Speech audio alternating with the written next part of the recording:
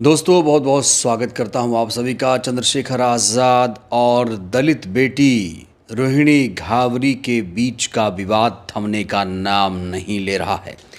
हर रोज़ इस केस में नए नए खुलासे हो रहे हैं।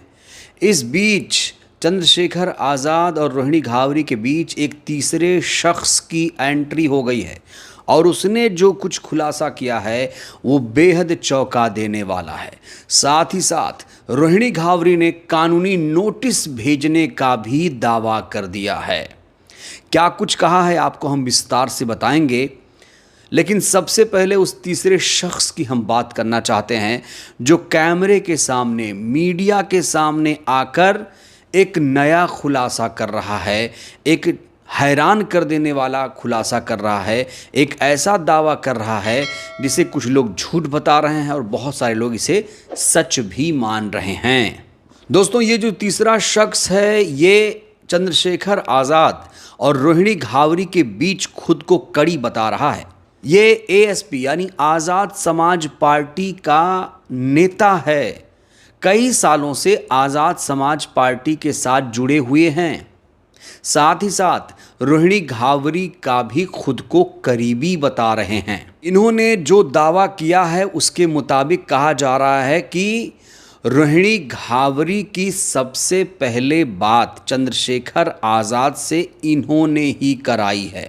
इनके मुताबिक, इनके दावे के मुताबिक रोहिणी घावरी ने इनसे चंद्रशेखर आज़ाद का नंबर मांगा और चंद्रशेखर आज़ाद से रोहिणी घावरी ने न सिर्फ नंबर मांगा बल्कि चंद्रशेखर आज़ाद के परिवार से भी मुलाकात की। उनके बेटे के लिए कपड़े खरीद कर लेकर गईं। ये दावा किया है चंद्रशेखर आज़ाद के पुराने नेता, जिनका नाम विनोद यादव है, जो खुद को मध्य प्रदेश आज़ाद समाज पार्टी का प्रदेश उपाध्यक्ष बता रहे हैं। इनका दावा है कि रोहिणी घावरी झूठ बोल रही हैं। दोस्तों, आपको पता होगा कि रोहिणी घावरी ने चंद्रशेखर आज़ाद पर कई तरीके के आरोप लगाए हैं। उसमें एक बड़ा आरोप ये भी है कि रोहिणी घावरी को ये मालूम नहीं था कि चंद्रशेखर आज़ाद शादीशुदा हैं या नहीं। लेकिन इस शख्स का दावा है कि रोहिणी घावरी को चंद्रशेखर आज़ाद के मैरिटल स्टेटस के बारे में पहले ही मालूम था।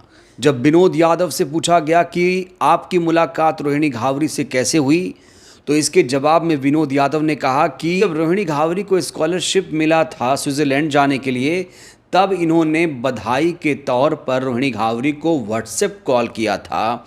और जब इन्होंने रोहिणी घावरी को कॉल किया तो रोहिणी घावरी ने इनसे चंद्रशेखर आज़ाद का नंबर मांगा, चंद्रशेखर आज़ाद से बात करने की इच्छा जाहिर की।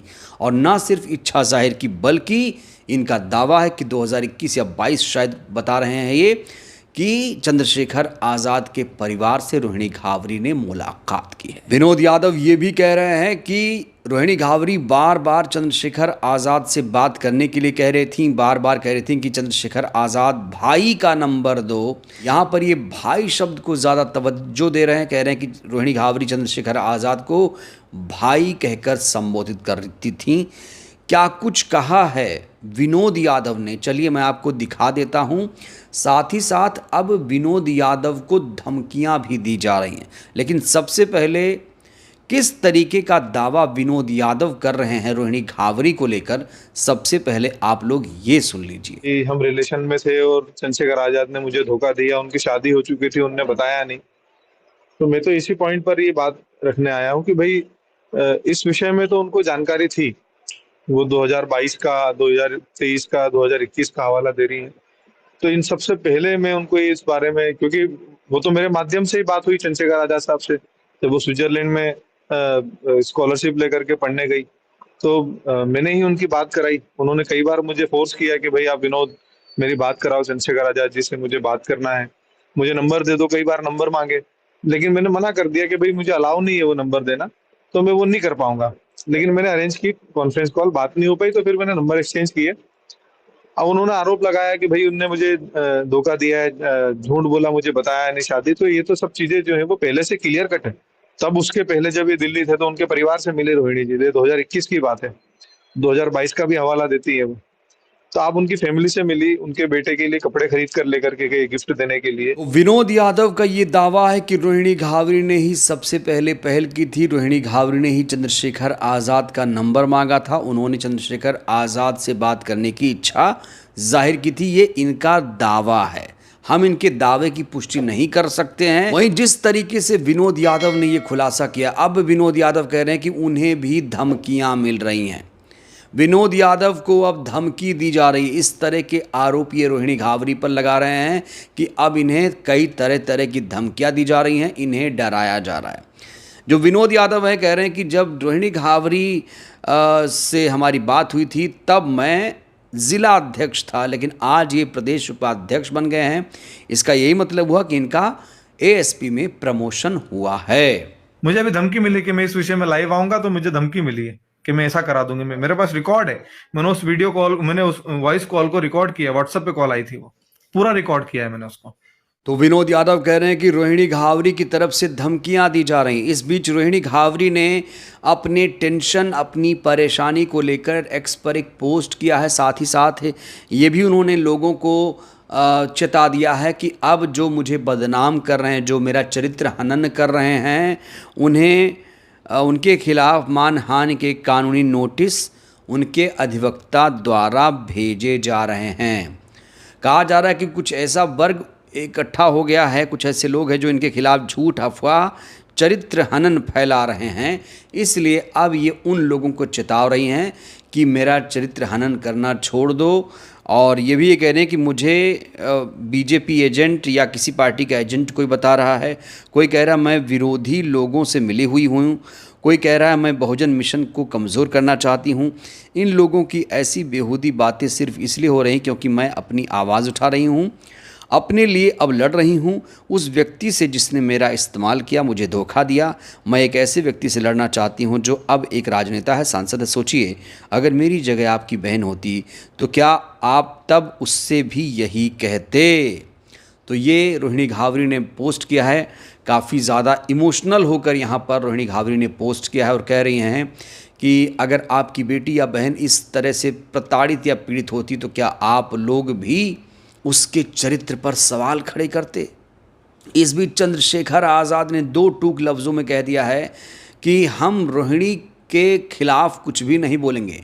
और ख़ास तौर से चंद्रशेखर आज़ाद ने सोशल मीडिया पर रोहिणी को लेकर कोई भी पोस्ट नहीं लिखा है और कहा है कि अब सीधे कोर्ट में उनसे मुलाकात होगी।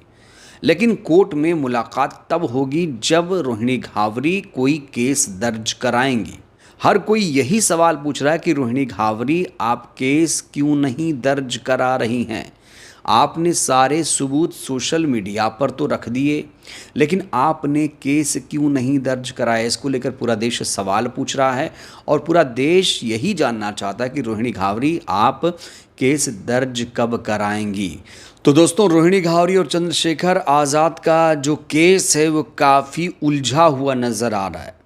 बहुत बड़े बड़े तीसमार खां, तुर्रम खां इस केस को समझ ही नहीं पा रहे हैं, क्योंकि इसमें कई सारी चीज़ें कही गई हैं, कई सारे वादे किए गए हैं, कई सारे आरोप लगाए गए हैं। रोहिणी घावरी एक तरफ चंद्रशेखर पर आरोप लगा रही हैं, तो वहीं चंद्रशेखर आज़ाद के जो नेता हैं विनोद यादव, वो रोहिणी घावरी पर आरोप लगा रहे हैं। वो भी नए नए खुलासे कर रहे हैं, दावा कर रहे हैं, कह रहे हैं कि रोहिणी घावरी से मैंने चंद्रशेखर आज़ाद की मुलाकात कराई। और अब कहा जा रहा है कि विनोद यादव को भी धमकियां दी जा रही हैं।